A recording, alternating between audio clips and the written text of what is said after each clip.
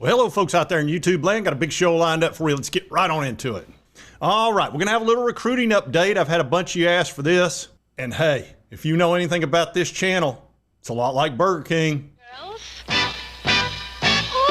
hold the pickle, hold the lettuce, special orders down at the bread. All we ask is that you let us serve it your way. All right. Yeah, special orders don't upset us. We also need to talk about who should panic. And there are some teams, oh man, they need to get a little bit worried because things are not going well in the recruiting end of things. All right, let's get into this. But oh gosh, I got one thing. Have you folks heard that Texas State is moving into the Pac-12? Everywhere you look, story after story about Pac-12, Pac-12, and Texas State. Ross Dellinger's been writing stories on it, Pete Thamel, all the big dogs, and that's all fine and well. But let me go ahead and tell you what most of the folks in the Power Four think about that very story. No, and I don't care. I'm going to tell you, he came home. Yeah, we don't care. Texas State's going in the Pac-12. Whoopity-doo. Move on. It's trying to make fetch happen. It's not going to happen. All right, we need to get into recruiting, see who's kicking butt and who is in trouble. All right, number one, look at USC. Now, they got 30 commits, which sounds crazy, but we're getting ready to move to 105. We've already done that with the house settlement, so they can recruit up to probably 35 if they want. So you got to kind of get out of the old way of thinking. And normally I'd say the only reason they're number one is because they have so many commits, and that's a big part of it. But they have a nice average of 91.89. It would appear Lincoln Riley realizes he's on the hot seat. They've gone, they've won 14 games in 2 years, 7 games a year. That's not going to get it done at USC, buddy. Ask Lane Kiffin. So obviously he's putting all his chips on the table and trying to get as many commits as he can, as many good ones. So they are doing quite well. Oh, Georgia, imagine that, sitting at number 2. They got 26 commits, 18 4-stars. What a shock. The average is real nice at 92. Poor Georgia. I tell you, they struggle so much in recruiting. It's just awful. I heard Kirby Smart had to get in a car and drive up to 5 miles to find a 5-star. It's difficult down there in Atlanta and all those areas in Georgia. There just aren't any good players there. Such a tough place to recruit. And the only other major school in Georgia is Georgia Tech, who is finally starting to show up. But it's an engineering school, folks. It's hard to get players into that college. So Georgia's being Georgia. Notre Dame. Folks, Notre Dame, ever since NIL showed up, is a player now. Marcus Freeman's doing a fine job. Brian Kelly, you left too early. You didn't know NIL was coming. If you'd have known that, you might not have run off to LSU because that's where all the recruits are. Now Notre Dame can spend that money. And they got a nice average, 92.46. That's the important thing. When you look at all this, this is what really matters, 92.46. A&M, sitting at number 4, 18 4-stars, 5-star, 92 average. Imagine that. I don't understand how they're doing so well when they keep going 8-4. But they seem to figure out a way, them in Texas. Here's Ohio State. They're really struggling. 5th place, 2 5-stars, 13 4-stars, the highest average so far of anybody in this top 5. Y'all better fire Ryan Day. He's not number 1 right now. Better fire him. No, wait a minute. Don't fire him because Michigan's not ahead of y'all. So you're okay. He's thank goodness. If Michigan was number 4, he'd have to go. All right, Alabama, you're sitting at number 6, 2 5-stars, 8. They're golden, 92 average. They're doing great.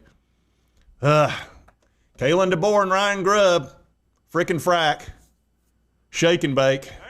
Shake and bake. What does that do? Did that blow your mind? That just happened. Shake and bake. Yeah. They're down there knocking it out. That's what Alabama does.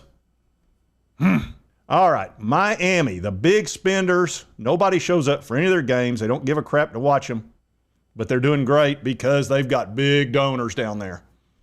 91 average, that's good and solid. It's not great, but it's really good, especially in the ACC. They're number 1 in the ACC, so excellent. And they got Carson Beck, which I think is a great pickup. I think he's going to put out outstanding numbers. I don't think he's an appreciated player, probably because he's kind of a dickhead. All right, Clemson at number 8, 20 commits, 14-4. They always do well. They're usually around 91. Again, they're right there with Miami, tied for first in the ACC in recruiting. Oh, here comes Michigan. Woo-hoo-hoo. 19 commits, sitting at 91 average. That's good. It's got to be America's team. Now, we don't know what's going to happen with Michigan. Are they going to get to play postseason games? Are they going to get to keep their natty? Michigan is days of our lives. There's always a soap opera going on up there. Will they keep all those? Will they keep their quarterback if they learn that they've got a 2-year show ban? Bowl ban. No, show ban. Anyway, they're doing fine at number 9, though. Penn State, 23 commits. I don't like that average, 89.46. That's solid, but I don't like that average.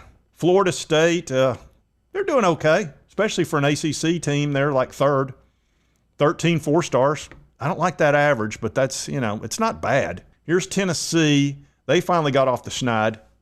Tennessee picked up 7 guys in the last 72 hours. Otherwise, it was almost time for panic for Tennessee, but they're back up where they normally are. They kind of live between 10 and 12, seems like. Let me take a real quick look at their commits. Of course, they got the number 1 player in the country, Faison Brandon, quarterback. And let's see, they got a 5-star offensive tackle. Boy, I tell you, Tennessee likes to protect their quarterbacks. That's like the 3rd 5-star offensive tackle they've got in the last couple of years. Then they just picked up TJ White. It looks like they're a little bit top-heavy. A couple of 5-stars, some nice 4-stars, and then a bunch of 3-stars. So, solid enough players. Average is decent. They normally average about 91, so I expect that to go up a little bit over time. But 90.5, it's okay. Now, here's Tech. This is surprising, Texas. Now, they got 2 5-stars, 8 4-stars, so they got plenty of time and space to make some moves here, but under 90 is very surprising for Texas. I figured they'd be at about 93. Now, here's one. Brian Kelly's killing it right now. He's only got 11 commits, sitting at 14, but that does not matter. He's at 94 average. That's what matters. He's going to be a top 5 program in recruiting. Oregon, which, why even bother? They're going to be fine. They're going to be top 5, top 6. 92.7 average. They're golden. That 15th means nothing. SMU's getting in there. They're doing okay. Florida, they'll be fine. They'll finish up there around Tennessee area, probably 10 through 12. UCLA with Nico and Madden. Let's see. They've got an 87.5 average. Enjoy those 3-stars, Nico. Illinois with Brett Bielema. 87.8. Not so good. And on down through here. Let's see. Where's Arkansas? 3 4-stars. No. I've already told you, Sam Pittman, this is probably his last year, and they got Bobby Petrino just waiting in the wings. They're going to do the old switcheroo, and Bobby will be head coach next year. That's just my opinion, but I'm usually right. Let's see. BYU lost their quarterback. They're doing okay, 88 average. Indiana, 87. That's not that good, but they usually get a bunch of guys out of the portal. That's how they got good last year. They spent a bunch of NIL money. Mississippi State, 22 3-stars, 1 4-star. That's just, you're doomed in the SEC with that recruiting class. Oklahoma needs to get off the snide. Now here, I'll tell you what, Brent Venables, 89 average, sitting at 38th. Is it time for a little bit of panic there in Oklahoma land? And keep your dadgum paws off Josh Heupel. If you get rid of him, you go get your own coach. Don't make me come over there. All right, let's see. Yeah, see Georgia Tech. Georgia doesn't have to worry about recruiting against them. They've got 16 3-stars, 1 4-star. No. Ole Miss, that doesn't look good, but his average is good, almost 91. And he's Mr. Portal King. Vanderbilt's where they always are. 15 commits, 15 3-stars. Vanderbilt's going to run Tennessee after this year. You sure about that? Now here's your panic land, Kentucky. At least they got into the top 50 and we don't have to hit load more. But 12 3-stars, 2 4-stars, 87 average, no. That's not going to work in the SEC. And Mark Stoops, what can he do? All the money goes to basketball. It's a basketball school. Calipari, tell him. This is a basketball school. It's always been there. Alabama is a football school. So is Georgia. Yeah, it's a basketball school. And he's held to a certain level because he's had success, but, he's fighting an uphill battle. They brought in a 3-star quarterback from the transfer portal, and their basketball team brought in 3 or 4 5-stars. How does that work? How does that happen? Calipari tried to tell you. All right, now the folks need to start really panicking when you got to hit this button right here. Load more. You never want to have to hit that to find your team. And boom, there's South Carolina. Now, yes, 51st is panic time, but whoops, wait a minute. They're sitting at a 91 average. That is not bad. So while it looks from the surface, 1,000 feet high, that South Carolina should panic, no, they're fine. They're over a 91 on average. I think they're going to be okay. They got Shane Beamer, the hot dog man, coach of the year, SEC coach of the year, and they do have Lenoris. They're going to be fine in recruiting. I think they'll do okay. The sign stealer guy. Missouri, oh boy, only 9 commits. They usually spend some money, 88 average. It's getting time to consider panicking here. Holy crap, is that Auburn at 89? 89 average, 2 4-stars, 5 3-stars. And my understanding, Hugh Freeze has played like golf 11 times in the last few weeks. It's time to panic in Auburn land. Remain calm. All is well. All is well. And his buyout right now is $20 million, but after this year, it's 13. It just keeps dropping. It's 75% of what's remaining. So $13 million is not a huge buyout, especially for Auburn. They love buying out head coaches. They paid Brian Harsin $15.3 million, Gus Malzone $21.5 million. What's another $14 million bucks amongst friends? So, I don't know. They do have Deuce Knight, though. I think he's going to wind up by the end of the year being the quarterback, and he might do a DJ Lagway and save Hugh Freeze's job, because if he starts looking good towards the end, you might be okay.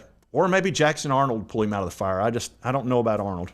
Very surprising he's not had success down there. There's too much talent down there. It just is.